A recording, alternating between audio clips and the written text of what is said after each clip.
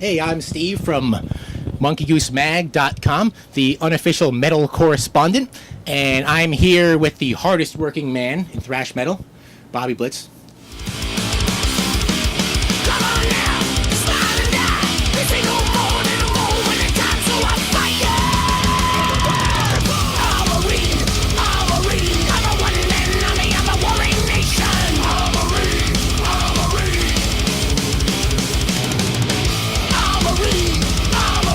I'm the swift cold hand of retaliation.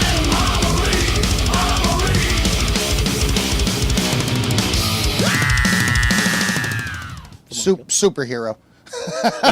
That's not even a good enough word, Bobby. It's more like godlike. Or It's something. good to be here, Steve. Thanks for having Yeah, us. man. Thanks for My having pleasure. us, Bobby. So Bob, in the 80s, when like a lot of like the government stuff was coming down on bands for just everything that we consider normal today, Sure. you released the Fuck You EP. So like, did you get any shit from that? From like, Well, I mean, that was kind of the idea. I mean, it made it to a couple of television shows of that era, where it was, see what they're doing to our children. Morton Downey Jr.? It was really, it was really simple for us. It was, use the opportunity while it still exists. It wasn't to make this huge statement. I mean, we thought it just was a staple song in our set. And it actually reflected a lot about our genre at that time.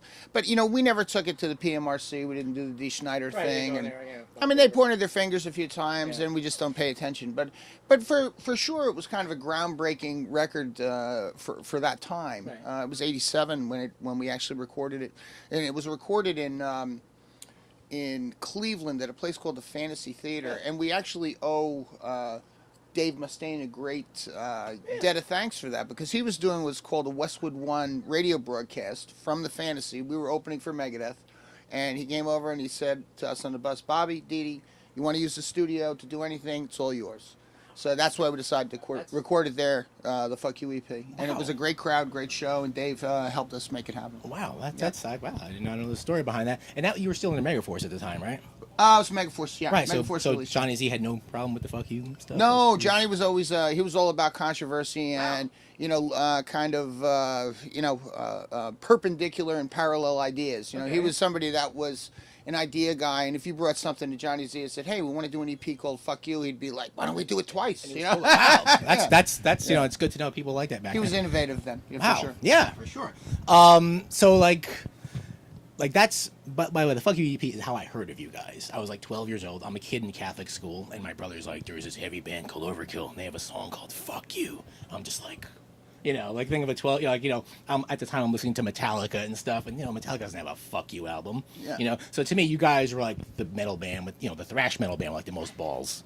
Well, back then. I mean, to take it even a step further, it's not our song. It's a song Right, by a it's, band called the Subhumans? Subhumans. Right. So it's a cover tune. Yeah. But the idea behind it was that we were a cover band when we Right. started, and this was always the way we ended our sets, and we've done it every set for 30 years.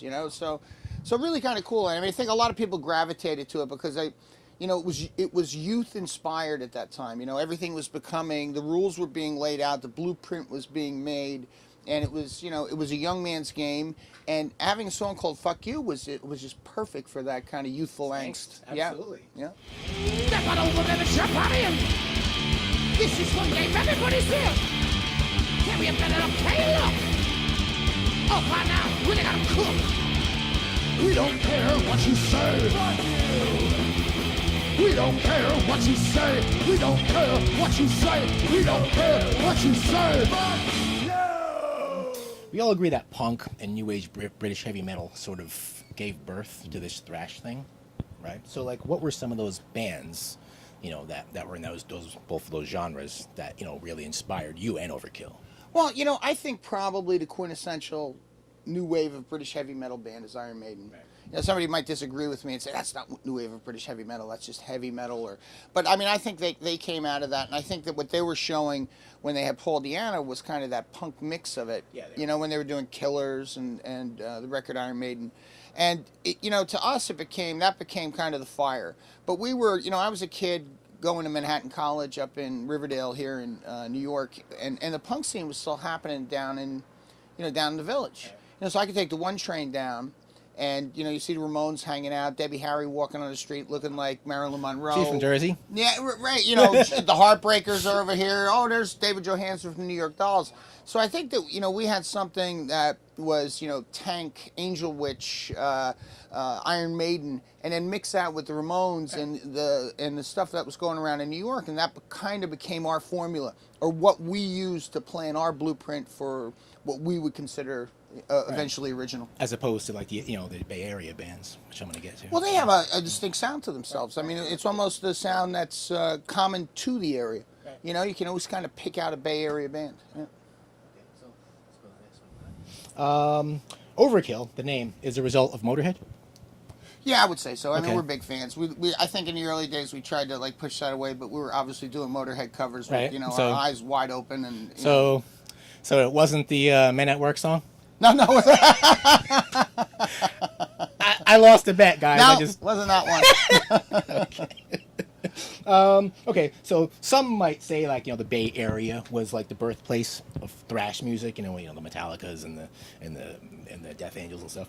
But local bands like you and Anthrax and SOD, thanks to Johnny Z, who kind of brought all these bands to the forefront. What's your opinion on that? Was there ever a rivalry between the guys over here and the guys over there? Yeah, they suck. No, of course not. Yeah. I mean, these guys. I mean, the idea was that we were kind of, when I used the word blueprint before, there was no rules, which was kind of cool about this. And these guys were not distant cousins, but close cousins to us. So when Exodus would come to town, Heathen. I remember Heathen played NYU. They came from San Francisco, and I showed up. There, they'd never met me or the drummer Rat, and we showed up with a case of cheap beer, and they invited us in, and we were one of the 60 people at the show. So there was a friendly rivalry, is the way I like to put it, because we obviously wanted to see them succeed because it would help us, and along that way became friends with many of these guys. I'm still in touch with Lee Altus from Heathen, Exodus, Gary Holt, etc. Kerry King I run into sometimes, Mustaine. Yeah, wow. I mean it's kind of cool that that there was 2 separate sides, but I think Johnny Z really understood that this was going to be different with Anthrax and Carnivore, who became Type O, and and SOD and Overkill. So it was kind of a cool scene back then. Right. We had Johnny Z obviously signed a bunch of the bands from over there anyway. So maybe this is more of an epicenter of it, because it wouldn't be possible. That's a great point. Right? That's a great point. So yeah. So speaking of capitals of thrash, to me, Old Bridge, New Jersey is capital of thrash, man. So. Well, I mean, to a good point. Old Bridge Militia. It started on the Route 18 flea market. There was a flea market on Route 18, which is just below Old Bridge, and Johnny Z had a booth there that was only open on Fridays or Saturdays and Sundays, and you could buy, new wave of British heavy metal vinyl there. You could buy, where you had Raven in there, he had the first Venom record in there. I mean, stuff was like, wow, we got to go down there, and you started meeting people down there, and you started realizing that there was popularity was based on the people hanging around the booth, and it was always crowded, so yeah, so sure, that's right by the Old Bridge area, and that's where Johnny started that whole thing. He brought it together. Yeah, I mean. All right. Multiple choice. The real big 4: Overkill, Testament, Exodus, and fill in the blank. A, Death Angel. B, Suicidal Tendencies. Or C, Nuclear Assault. Or D, Bobby's choice. I would go with B. I think Suicidal Tendencies had a huge impact with regard to it. I mean, they have their own originality. They continue to possess that originality. A California band that stood, that really inspired other bands that followed them, and get accolades for it. Yeah. I mean, it's for sure. And they're just a stellar band. They made it pretty big. I saw them open for Slayer actually in Montclair, so that was a pretty good show. Yeah. So. All right, next question. You shouldn't be going through hell and back, with your health and stuff in the past years, right? And you're still here. What am I? I don't look good. What's going on? No, Bobby, you're immortal, Bobby. So, but and you're in being with that, you guys are the hardest working band in thrash. But how long do you think you and Dee Dee want to keep doing this? Dee Dee is more of a planning type person. I mean, he has he can look into the future and project a little bit more or better than I can, and I'm really more of an immediate opportunist. And And I think that that's why our partnership works, because there's a balance between, you know, what can be and what is. So I don't know, you know, and I've never projected past the first record, and that's kind of the cool thing. Obviously, we got to plan schedules for the upcoming year, and but I never think, oh, we're going to be around for 5 more years. If I treat everything as if it's the last time I'm going to do it, and I've said this before in other interviews, then I'm probably going to succeed. And if I can take that philosophy from Saturday into Sunday, then and use it again, that's where I think the success comes from. So I don't ever put myself in a position to, let's say, contradict myself with regard to the way I live. Okay. So, all right. Well, you know, just with that in mind, Bobby, you're not allowed to die because all my metal Come on, heroes are easy. dying. I want an out. I do want an out. You're not allowed. You have to stay here forever. You know, all of our metal heroes are dying, and you know who they are. You know, for various reasons, and you know, that's how I feel like at this age. You know, so many of our favorite people are dying. You know, think about it: Pete Steele and Dave Brockie. You know, Dimebag. Well, you know, yeah. I mean, and some, you know, obviously not naturally, and or many, for that matter. But you know, that's I think that also is just life. You know, and I think it's probably to some degree, and I'm not saying that it's a good thing, but the scene itself represents life, whether it be, you know, the horrors of Dimebag or the sadness of Dave, you know, that type of the situation. And, you know, life is what it is, and you can't, you know, I mean, I've had incidents where I realized that, hey, man, I'm fragile. But, you know, the other side of it is, if I don't live from day to day, I'm not going to enjoy it if I start thinking about how fragile I could possibly be. You know, life is short, Bobby. You know, you guys have made a lot, you know, happen in your life. So, you know, like whether you think that or not, you guys took the chances, and, you know, that's why you're here now. Because, you know, you had the balls to take the chances, you know, so that's important. So, okay. Speaking of band mascots, say there was like a ring, a 4-corner boxing ring, okay? Charlie is in one corner. All right. Vic Rattlehead's in another corner. Okay. The scary guy from Metallica is in another corner. And Deathbat, who is a total ripoff of Charlie, in the other corner. Okay. Who would win in a fight? Well, it'd have to be ours because we have laser eyes. You know, that's...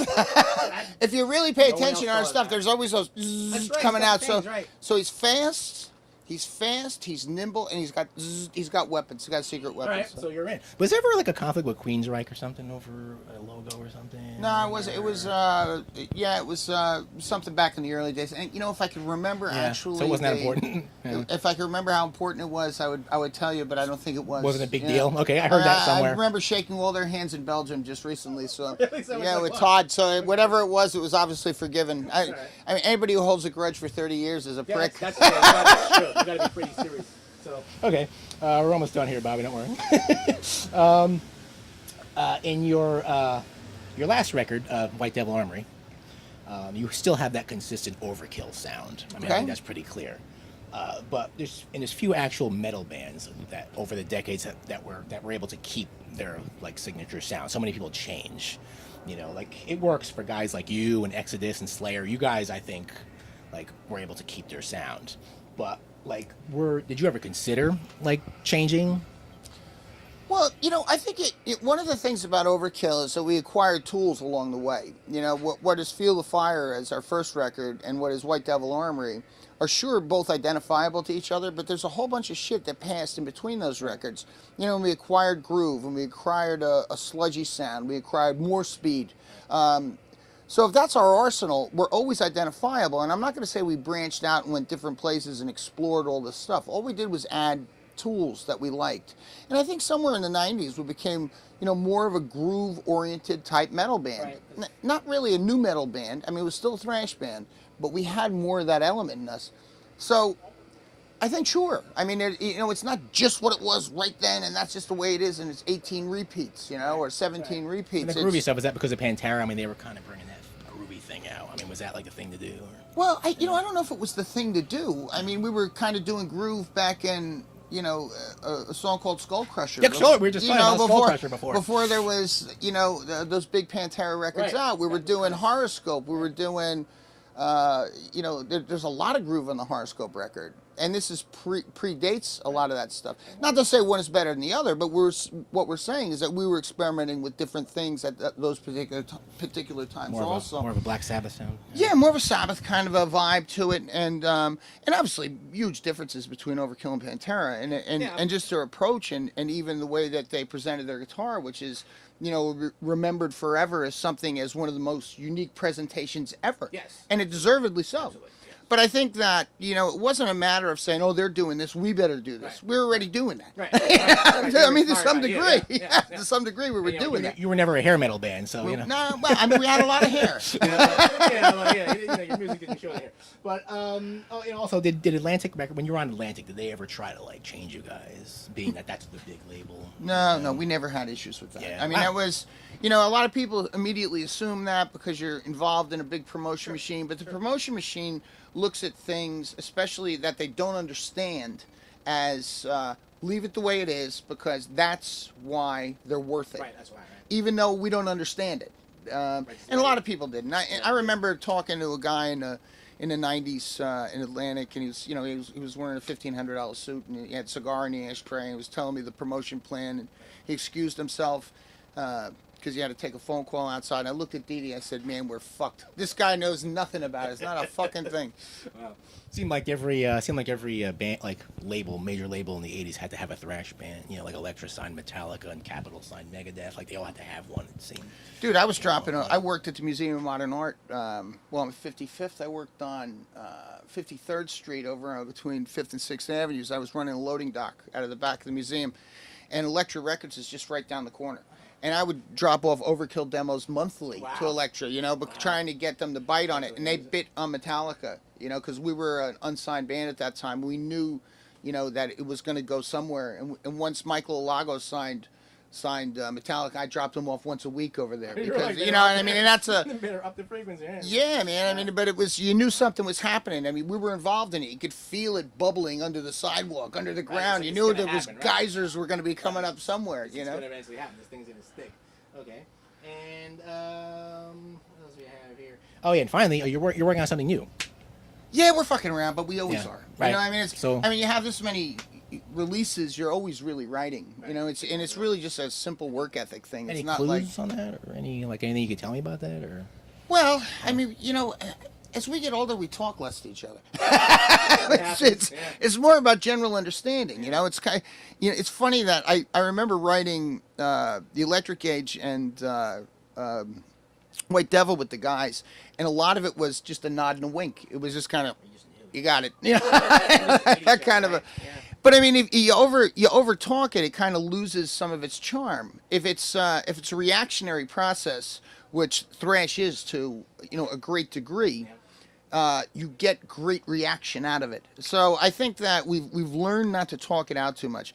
But I mean, again, we don't have we know who we are, so it's gonna be an Overkill record for sure. What tools do we use is the only difference from last record to this one. All right, very cool. It's good that you're you keep going. So simple man, complex world. Yeah, it's I think it's a Jersey thing. I think it's you guys have a lot of that working class kind of Sure. spirit, This is stuff our parents gave us, man. I mean, this is like the greatest gift you could ever have, in my opinion, is getting a Jersey work ethic. Yeah, which I don't know exactly what that means, but yeah. All right, so here we have Bobby Blitz Ellsworth from Overkill, the hardest working man in thrash metal and probably all metal. So I'm Steve, your unofficial metal correspondent from MonkeyGooseMag.com, and there you have it. Stay metal, everyone.